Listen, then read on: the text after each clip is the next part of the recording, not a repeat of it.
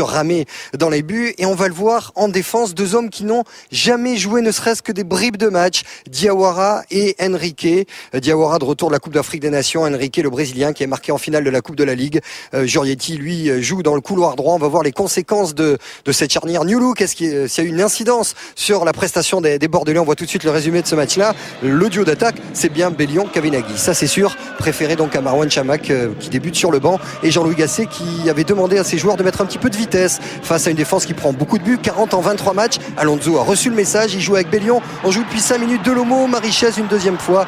C'est comme toujours le troublion argentin qui met sa vitesse, son sens du dribble pour essayer de bouger cette arrière-défense de Lorraine, des Lorrains qui jouent plutôt bien le coup. On connaissait la touillette de Blanc, voici le ti désormais dans la bouche de l'entraîneur Yvon Pouliquin. Miralem Pjanic, super ballon, on joue depuis un quart d'heure pour Wilmer Aguirre. Oh, attention à ce Péruvien, il avait marqué 2 buts en Coupe de France, il est l'un des hommes forts du mieux sensible dans le jeu de la formation Messine. 25 minutes, Bordeaux gêné, Bordeaux qui trouve un peu d'espace, la remise de Kavenaghi pour Benoît Tremoulinas et le penalty signalé par Jean-Charles Caillou. On va le voir au ralenti, la sanction est claire, tacle non maîtrisé, il va rester longtemps au sol Benoît Tremoulinas. C'est un geste qui ne s'imposait pas parce que Gay met le bras et regardez ce tacle dangereux, les 2 pieds décollés du sol où il touche le ballon, mais c'est un petit peu un miracle. Tremoulinas qui restera de longues minutes au sol. Penalty derrière Kavenaghi face à Marichez, c'est au milieu du but et ça fait 1-0 pour Bordeaux, soulagé, Bordeaux malmené par les Lorrains. Et comme souvent depuis quelques semaines, c'est Kavenaghi le refrain vainqueur du Stade Chaban-Delmas qui pique tranquillement ce ballon au milieu du but, toute compétition confondue. On vous le dit à cet instant, ça fait 10 buts pour lui en 17 rencontres. Et regardez au bas de votre écran, c'en est trop pour Tremoulinas, meurtri véritablement par le tacle très rude de la part de Diop. Chalmé va rentrer donc sur le flanc droit, Giorietti passe à gauche et Metz qui continue, 35 minutes de jeu, ballon dans les pieds de Renoir, il joue avec 5 joueurs offensifs. Malik Diop qui tente cette demi-volée, ça passe au-dessus des buts de Ramé, ça rend furieux en tout cas Jean-Louis Gasset.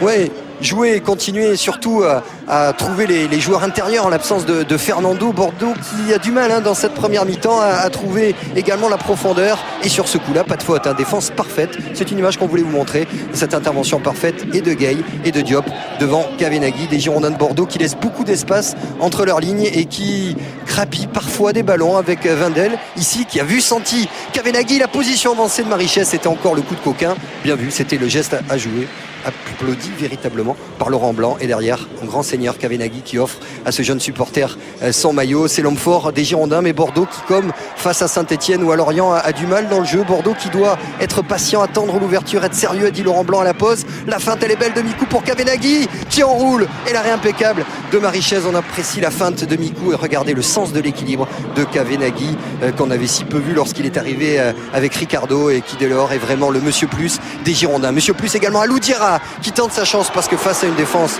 en bloc, eh bien il faut peut-être frapper de loin pour faire sortir celle-ci. Aloudiara c'est au-dessus, mais Bordeaux qui souffre parce que les meilleures occasions dans cette deuxième mi-temps et à l'heure de jeu sont toujours pour les Messins. Avec le bon ballon pour Miralem Pjanic, l'équilibre parfait et l'arrêt d'Ulrich Ramé. On était rassuré sur la participation d'Ulrich Ramé. Quel équilibre de Ramé et quelle frappe de ce jeune espoir, l'un des vrais talents de notre Ligue 1, un joueur peut-être du futur pour Metz, même si ce sera peut-être probablement en Ligue 2. Et Bordeaux qui joue par des coups, Bordeaux qui est patient, qui attend Kavenaghi, Wendel, Kavenaghi double 1-2, derrière c'est piqué, ça fait 2-0 pour les Girondins de Bordeaux, et Kavenaghi qui est impeccable sur ce coup-là, le doublé comme il l'avait fait face à Auxerre ici même, et c'est lui qui donne toutes les solutions, parce que Wendel fait le boulot, mais il donne un premier ballon, il se démarque pour le 1-2, derrière le petit ballon piqué, ça fait 2-0, Kavenaghi, on peut chanter le Stade Chaban-Delmas, 2-0 pour les Girondins de Bordeaux.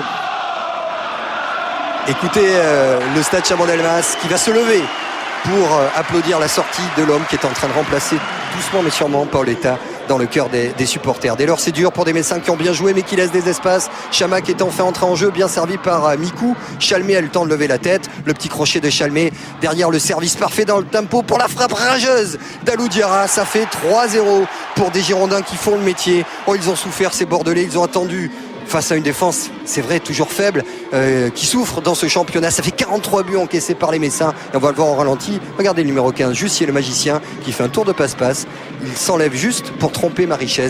3-0 pour Bordeaux, la tape amicale bien sûr de Laurent Blanc. C'est bien, c'est dur pour Metz, mais les Girondins tiennent bien, et c'est l'information qu'on vous donne. Le rythme de l'Olympique Lyonnais, l'homme fort de la soirée. On pourrait parler bien sûr d'Aloudiara, de Wendel, mais c'est obligatoirement Fernando Kavenaghi.